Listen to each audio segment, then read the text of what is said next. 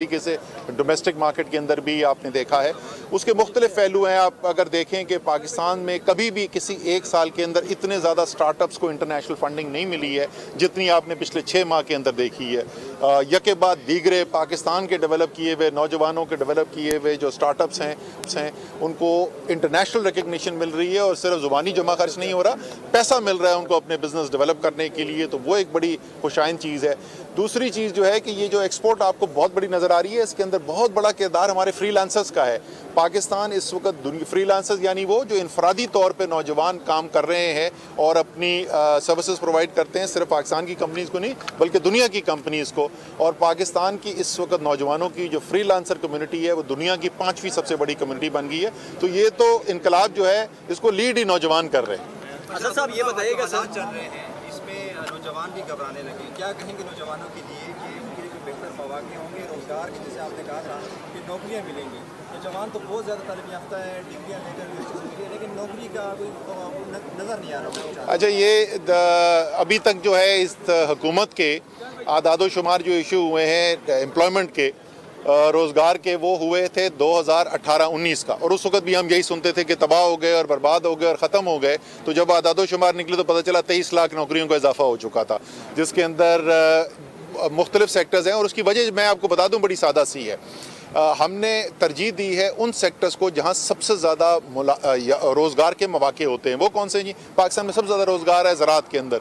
ज़राअत में आप देख रहे हैं कि इस वक्त पाकिस्तान में गंदम की तारीख की सबसे बड़ी फसल, चावल की तारीख की सबसे बड़ी फसल, मकई की तारीख की सबसे बड़ी फसल, गन्ने की तारीख की सबसे बड़ी फसल, तो आपको ज़राअत के अंदर नज़र आ रहा है। शहरों के अंदर सबसे ज़्यादा रोज़गार होता है कंस्ट्रक्शन इंडस्ट्री के अंदर, और प्राइम मिनिस्टर पैकेज लेके आए, ज़ाती तौर पर वो उसको लीड करते रहे, हर हफ्ते उसकी मीटिंग्स करते रहे, और उसका नतीजा आप देख रहे हैं कि चाहे सरिये की सेल हो, सीमेंट की सेल हो, हर चीज़ जो है आपको रिकॉर्ड नज़र आ रहा है। तो जो सबसे बड़ा शहरी जो एम्प्लॉयमेंट का सेक्टर है वो भी आपको ग्रो करता हुआ नज़र आ रहा है। इसी तरीके जिस तरीके से हमने IT की बात की, ये जॉब इंटेंसिव सेक्टर है और आपको यहाँ पे ग्रोथ नज़र आ रही है। तो तमाम वो सेक्टर्स जो रोज़गार पैदा करते हैं वहाँ पर ग्रोथ आपको नज़र आ रही है। क्या कहेंगे आप? NCOC जो है कहते हैं महंगाई को कंट्रोल करने के लिए इस तरह का हम क्यों कोई स्ट्रक्चर नहीं ला सकते? अब इसमें क्या विल ऑफ गवर्नमेंट का इशू है या क्या इशू है? देखिए, एक तो ये वाकई में हमारे लिए एक खुशी की बात भी है कि एक सक्सेसफुल फार्मूला, एक वज़ीर आज़म ने एक स्ट्रक्चर बनाया, उसने कामयाबी से काम किया, मुल्क उसको एक्नॉलेज भी करता है। एक 2-3 हफ्ते पहले एक काबीना के मिनिस्टर काबीना की मीटिंग में वज़ीर आज़म को कह रहे थे कि जी ये डंगी के लिए भी जो है NCOC को देते हैं जिम्मेदारी। अब आप कह रहे हैं महंगाई के लिए। मैं वज़ीर आज़म को इसके ऊपर ज़रूर करता हूँ। कंस्ट्रक्शन का जो वज़ीर आज़म ख़ुद उन्होंने वो NCC लीड की है, नेशनल कोऑर्डिनेशन जो बनाया था उन्होंने, और उसने भी बड़ी कामयाबी से डिलीवर किया। तो पता क्या चला? पता ये चला कि अगर मरबूत तरीके का एक निज़ाम बना दिया जाए और उसकी लीडरशिप ऊपर ठीक हो तो रिजल्ट्स पाकिस्तान के अंदर डिलीवर किए जा सकते हैं। असद उमर साहब क्या कहेंगे?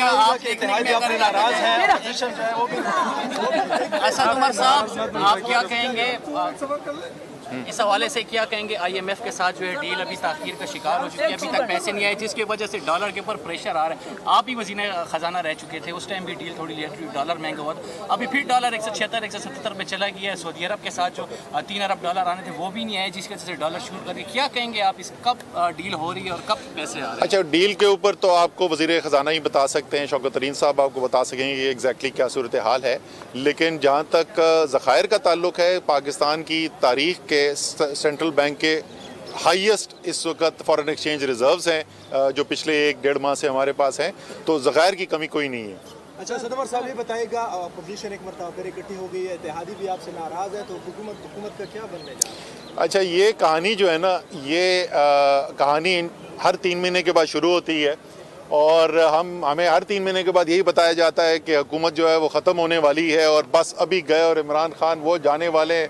इमरान खान बैठे हुए काम कर रहे हैं सुबह से लेकर रात तक, पाकिस्तान के अवाम की ज़िंदगी बेहतर करने के लिए मेहनत कर रहे हैं। और जो PDM की आपने बात की वो मैं पहले भी बोल चुका हूँ कि आपको पता है कि पाकिस्तान में या दुनिया में और जगह भी जब सर्दियां आती हैं तो सर्दी के साथ साथ बीमारियां आती हैं, ज़ुकाम आता है, नज़ला आता है, खांसी होती है। इसी तरीके से पिछले 3 साल से सर्दियां आती हैं तो ये पीडीएम वाली बीमारी भी आ जाती है। ये भी फरवरी मार्च तक फिर इंशाल्लाह ताला इनकी वैक्सीन लग जाएगी, वापस चले जाएंगे। सर ये बताएं कि 5वीं लेस जो है वो कोरोना आने का खतरा है, प्रोवाइड कर रही है पूरे ग्लोब में। सर हमारा क्वेश्चन ये है कि कोई भी फ्रीलांसिंग जो पीपल है उनके लिए कोई ऐसा मीडियम नहीं है कि वो लीगली पेपैल को यूज़ कर सके।